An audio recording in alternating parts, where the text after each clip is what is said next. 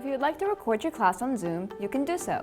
The classroom does not have video capabilities. However, you can record your voice over your materials on the computer screen or the document camera. The wireless microphone can be used to record your voice. When you open your class Canvas page, there'll be an option on the left-hand side labeled Zoom.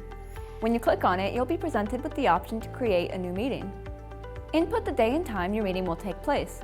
For classes, make sure to check the box that says Recurring Meeting so that you don't have to set up a new meeting for every class session. If you need your meeting recorded, you'll find the option to record meeting automatically in the cloud. Selecting this will prompt your meeting to be automatically recorded by Zoom and then uploaded to your Canvas page under the My Media tab. When you open your meeting, you'll see the option to join with computer audio.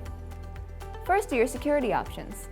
Here you are able to lock your meeting from new participants or enable a waiting room so participants have to be approved by you before joining.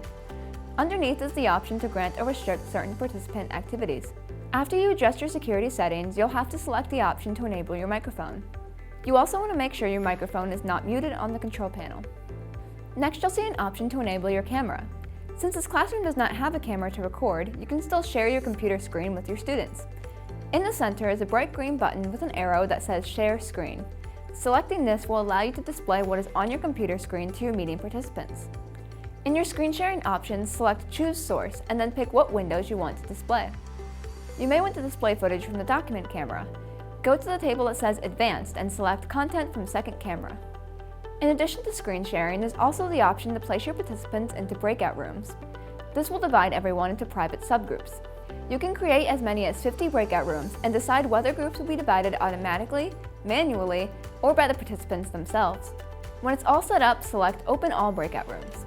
Don't worry, you won't lose touch with your participants while they're in the breakout rooms. To message them, select Broadcast Message to All.